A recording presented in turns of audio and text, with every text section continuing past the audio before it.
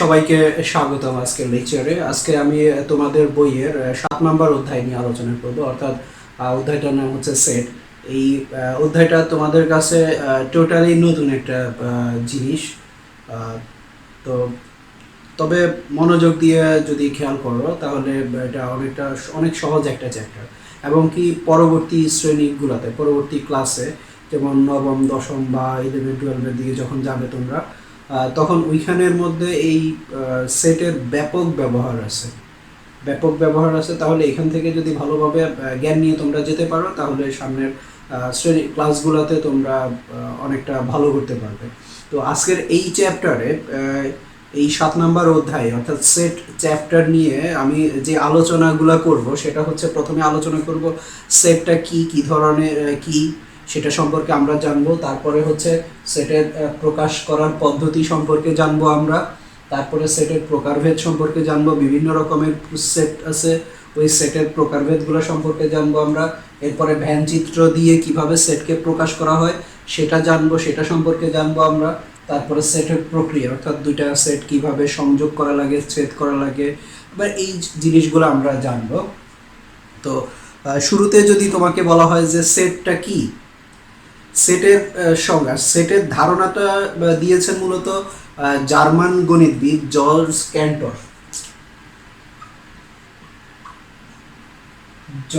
ক্যান্টর। এই তিনি সর্বপ্রথম সেটের ধারণা দেন। এই আর গণিতে ওনার যে ধারণাটা, এটা সেট থিওরি নামে মূলত পরিচিত। এখন আসলে এই যে সেটটা কি, সেটটা হলো মূলত তোমার আমাদের, আমরা সেট কিন্তু আমাদের দৈনন্দিন জীবনে আমরা ব্যবহার করে থাকি। যেমন আমরা বলি sofa set, dinner set.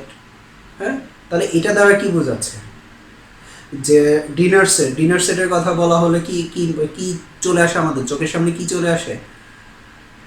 Dinner সেটের কথা বললে আমাদের চোখের সামনে চলে আসে যে মেলামিনের কতগুলো, বা মেলামিন না, তোমার সিরামিক্সের কতগুলো আসবাবপত্র বা চলে আসে।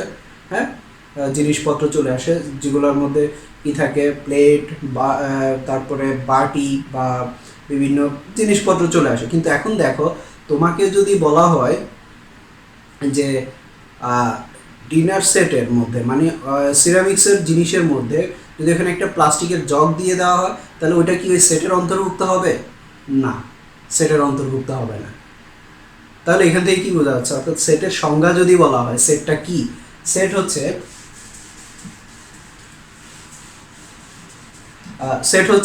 সেটের সংজ্ঞাটা এইভাবে দিয়েছেন মূলত জর্জ ক্যান্টরি। ওনার যে রিসার্চ পেপার ওখানে যেভাবে দিয়েছেন, ওইটাই এখানে আমাদের বইয়ে হুবহু দেওয়া আছে, ওইটাই ট্রান্সলেট করে, যে বাস্তব বা আমাদের এই চিন্তা জগতের যে সুসংজ্ঞায়িত বস্তুসমূহের সংগ্রহ কেই সেট বলা হচ্ছে।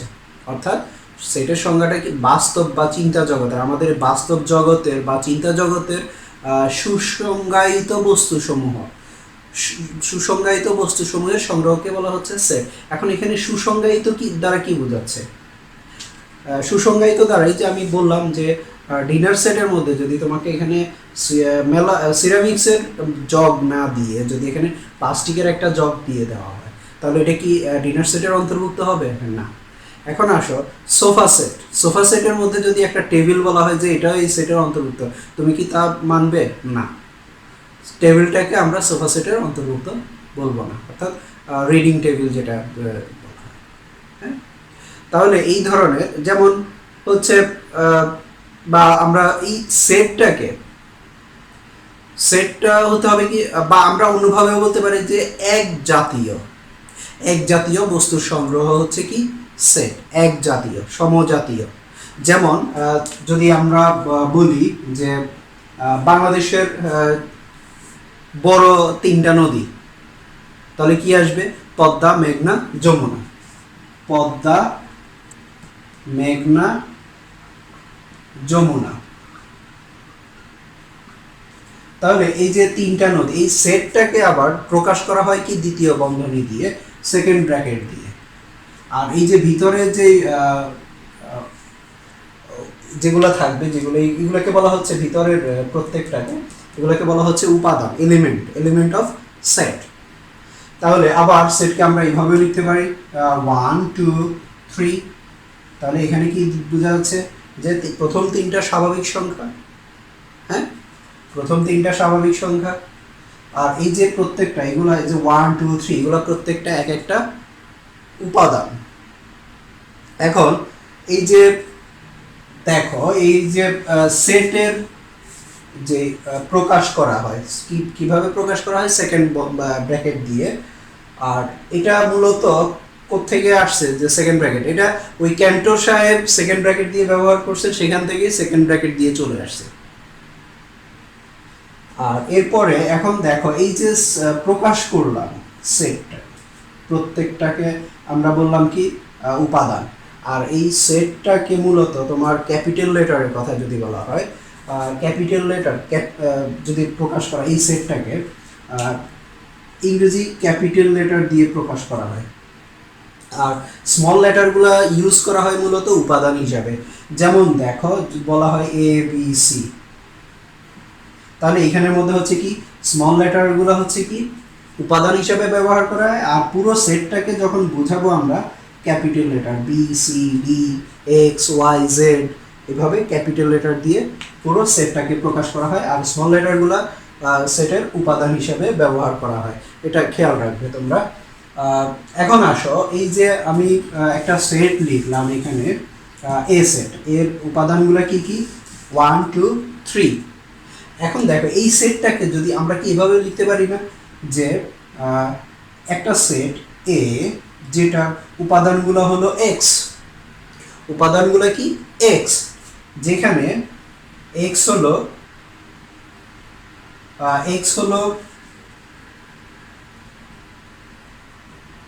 প্রথম তিনটি স্বাভাবিক সংখ্যা। লেখা যায় না? এটাকে যদি আমি লিখি তাহলে দেখো, বা এটাকে আবার এইভাবেও লিখতে পারি x such that x belongs to n।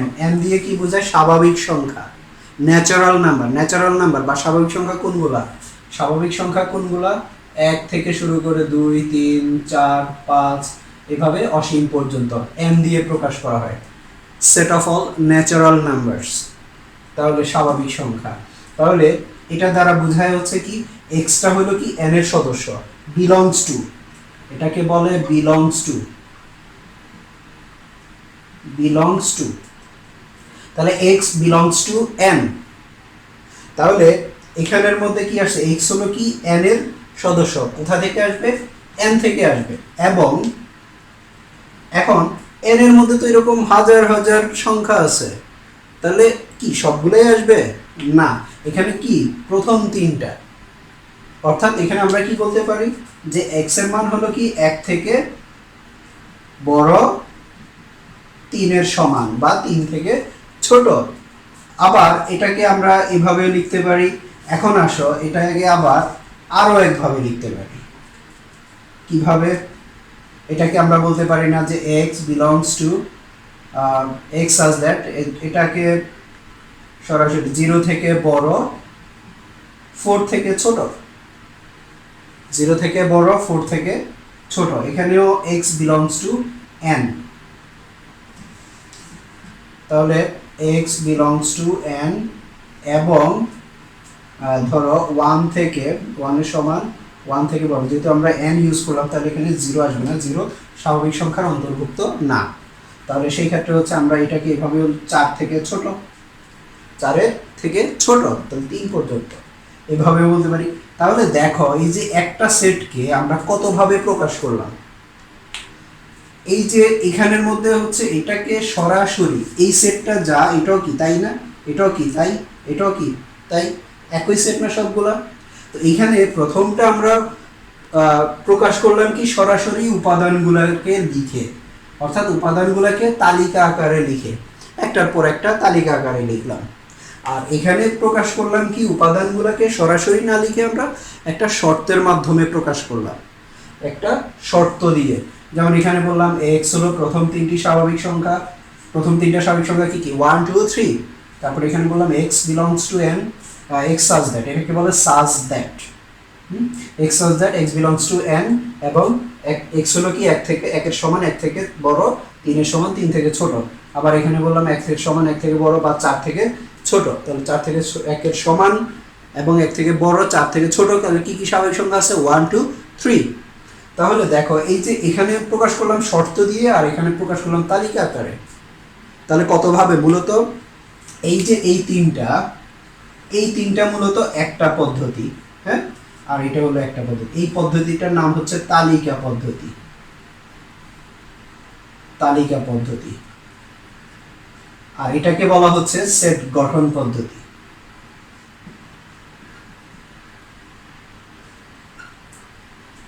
ওকে, এটা হলো তালিকা পদ্ধতি, এটা হলো গঠন পদ্ধতি। তাহলে আমরা বলতে পারি কি সেট প্রকাশের পদ্ধতি কয় রকমের?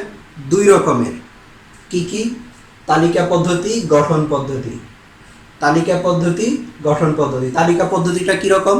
তালিকা পদ্ধতিটা হচ্ছে কি তালিকা আকারে উপাদানগুলোকে প্রকাশ করা, অর্থাৎ সবগুলো উপাদানই ওখানে স্পেসিফিকলি উল্লেখ থাকবে। আর গঠন পদ্ধতি কি? উপাদানগুলা সরাসরি উল্লেখ না করে এখানের মধ্যে কি থাকবে? একটা শর্ত যুক্ত থাকবে, শর্তের মাধ্যমে উপাদানগুলোকে প্রকাশ করা হবে। একটু আগে আমরা লিখলাম কি পদ্মা, মেঘনা, যমুনা লিখলাম, অর্থাৎ কি বললাম আমরা? বাংলাদেশের 3টি বড় নদী। তাহলে এটাকে দেখো পদ্মা,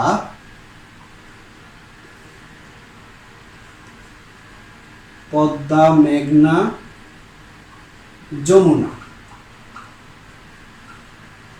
এটা বললাম একটা সেট। তাহলে এটা কিভাবে হবে? এটার নাম কি? এটা হচ্ছে তালিকা পদ্ধতি। আর এটাকে আমরা লিখতে পারি কি এক্স, বি সেটের সদস্যগুলো কি এক্স, সাজ দ্যাট এক্স কি? এক্স হলো কি? এক্স হলো বাংলাদেশের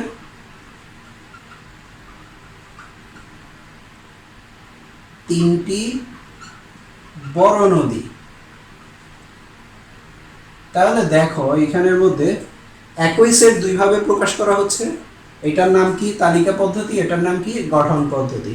তাহলে আমরা জানলাম সেট প্রকাশ করার পদ্ধতি হচ্ছে 2টা, একটা হলো গঠন পদ্ধতি, আরেকটা হলো তালিকা পদ্ধতি। গঠন পদ্ধতিতে কি রকম থাকে? শর্তযুক্ত থাকে, উপাদানগুলো সরাসরি না দিয়ে। তালিকা পদ্ধতিতে কি? উপাদানগুলো সরাসরি দেওয়া থাকে তালিকা আকারে। ঠিক আছে, এরপরে আসো এখন এই যে প্রকার বিভিন্ন রকমের সেট আছে, সেটের প্রকারভেদে যদি আমরা যাই,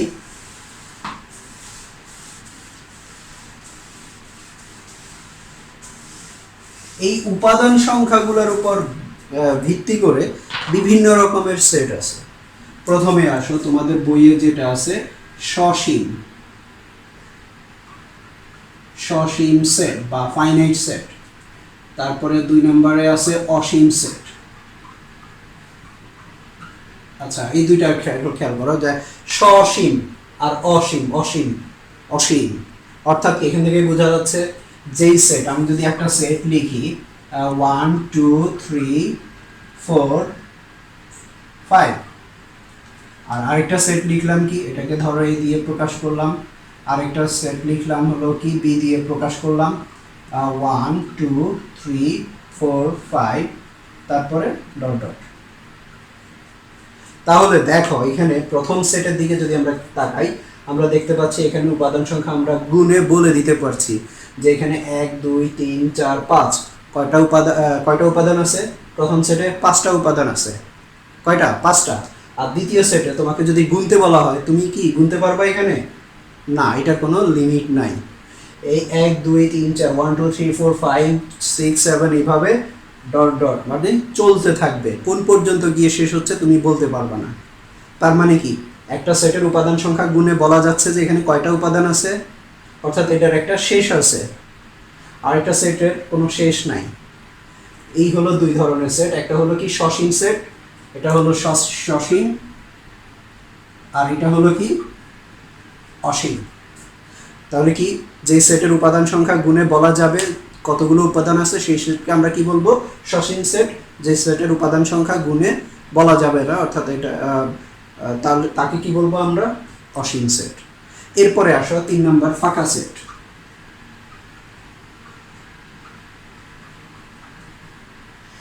ফাঁকা সেট কি বোঝা যাচ্ছে? ফাঁকা একটা সেট যেটার কোনো কি উপাদান নাই, যেটার কোনো উপাদান নাই, এটা হলো ফাঁকা সেট। এটাকে দেখো, খেয়াল করো, এই জায়গাটাতে অনেকেই ভুল করে। এটা হলো ফাঁকা সেট, মানে কি দুইটা সেকেন্ড ব্র্যাকেট দিয়ে ভিতরে ফাঁকা, কোনো উপাদান নেই। এটাকে আবার প্রকাশ করা হয় এটা দিয়ে, ফাই। এটা হলো ফাই।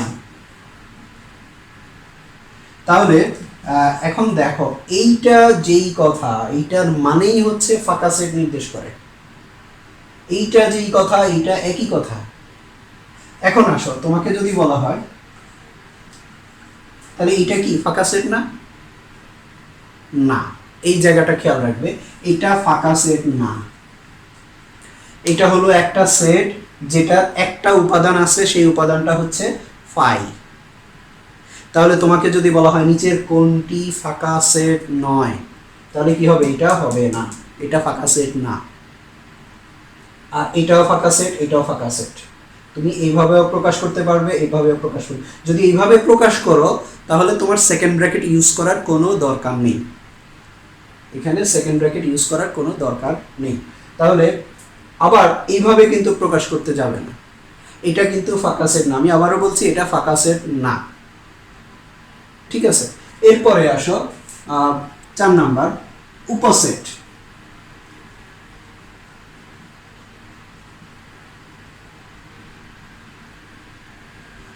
তারপরে সার্বিক সেট, তারপরে পূরক সেট। এখন আসো উপসেট। উপসেটটা কি? উপসেট হচ্ছে, আচ্ছা সেটের ব্যাপারটা দেখো, আমরা আরেকভাবে চিন্তা করতে পারি না? তোমার কাছে একটা ঝুড়ি আছে, ঝুড়িতে কতগুলো আম আছে।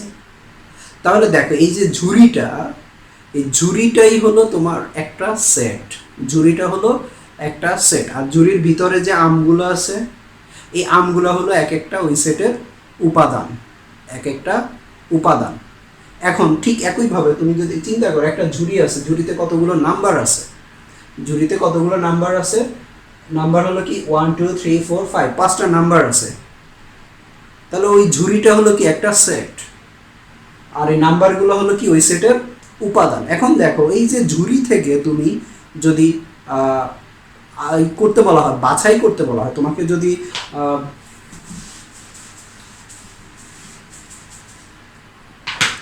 আম তুলতে বলা হয়, ঝুড়িতে আম আছে, আম তুলতে বলা হয়, তাহলে তুমি একটা আম তুলতে পারো, দুইটা আম তুলতে পারো, তিনটা আম তুলতে পারো, 5টা আম তুলতে পারো।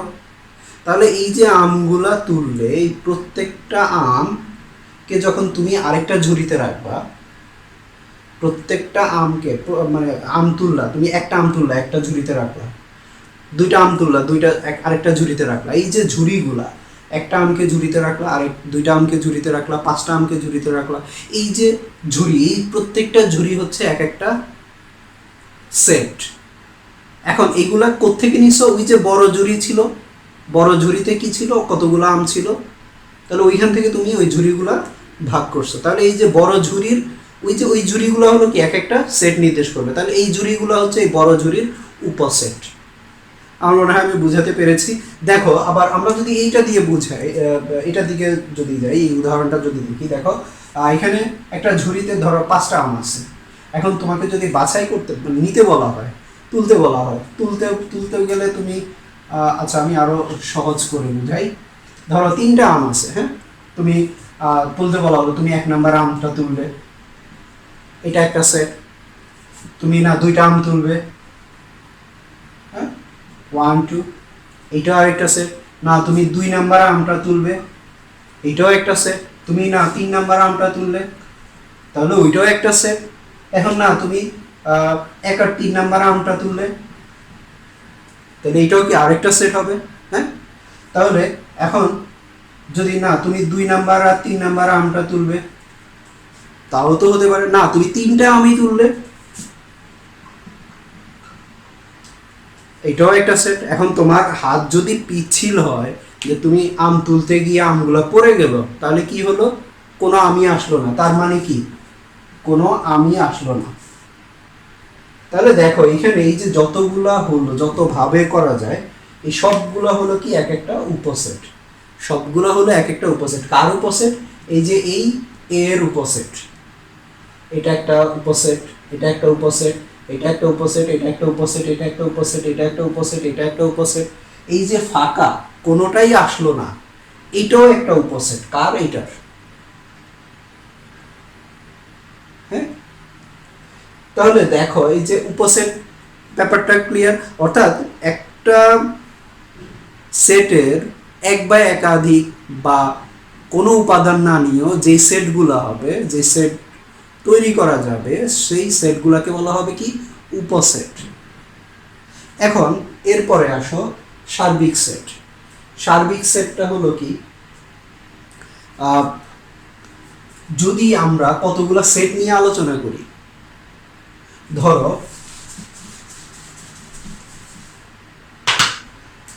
আলোচনা করলাম, ধরো একটা সেট লিখলাম কি 1 2, আরেকটা সেট লিখলাম 2 3, আরেকটা সেট লিখলাম 1 2 3, আরেকটা সেট লিখলাম 2, আরেকটা সেট লিখলাম 3। কতগুলো সেট হলো না? এই সেটগুলো নিয়ে যখন আমরা আলোচনা করব, অর্থাৎ কোনো সমস্যার সমাধান করতে বা আলোচনা করতে, আলোচনাধীন এখানের মধ্যে এই যে সবগুলা সেটকে যখন তুমি একটা সেটের অন্তর্ভুক্ত করতে পারবা, এই সবগুলা সেট যখন কোনো একটা সেটের উপসেট হবে, সবগুলা সেট যখন কোনো একটা সেটের উপসেট হবে, তাহলে যেই সেটের উপসেট হবে এইগুলা, সেই সেটটাকে বলা হবে কি? সার্বিক সেট। অর্থাৎ এখানে দেখো আমরা এই যে এই সেটগুলোর দিকে যদি তাকাই, তাহলে কি দেখতে পাচ্ছি? 1 2 3। তাহলে কি আমরা বলতে পারি না যে এই সবগুলা সেট এই সেটের অন্তর্ভুক্ত? হ্যাঁ, এই সবগুলা সেট তুমি দেখো 1 2 এখানে আছে, 2 3 এখানে আছে উপাদান, 1 2 3 এখানে আছে, 2 আছে, 3 আছে। তার মানে কি সবগুলা সেট এই সেটের অন্তর্ভুক্ত। তাহলে এই সেটটাকে বলা হবে, এই সেটগুলোর জন্য সার্বিক সেট বা ইউনিভার্সাল সেট। এটাকে ইউ দিয়ে, ইউনিভার্সালের ইউ দিয়ে প্রকাশ করা হয়। তাহলে সার্বিক সেট কি? আলোচনাধীন কতগুলো সেটকে যখন একটা সেটের অন্তর্ভুক্ত করা যায়, তখন সেই সেটটিকে বলা হবে কি? ওই আলোচনাধীন সেটগুলোর সার্বিক সেট। এরপরে আসো পূরক সেট। পূরক সেট নিয়ে আমি এই জিনিসগুলো, আজকে যেই টপিকসগুলো নিয়ে আলোচনা করলাম, এগুলা তোমরা বাসায় দেখবে সংজ্ঞাগুলা, তারপরে বেসিক জিনিসগুলো। তারপরের ক্লাসে আমি পূরক সেট নিয়ে আলোচনা করব। প্লাস হচ্ছে সেটের যে প্রক্রিয়াগুলো আছে, ইউনিয়ন, সংযোগ, ইউনিয়ন বা সংযোগ, ইন্টারসেকশন বা ছেদ, হ্যাঁ, এই প্রক্রিয়াগুলো নিয়ে আলোচনা করব। তাহলে ইজিলি তুমি অনুশীলনী সাথে সবগুলো অঙ্ক তুমি নিজে নিজে কমপ্লিট করে ফেলতে পারবে। তো ধন্যবাদ সবাইকে, আল্লাহ হাফেজ।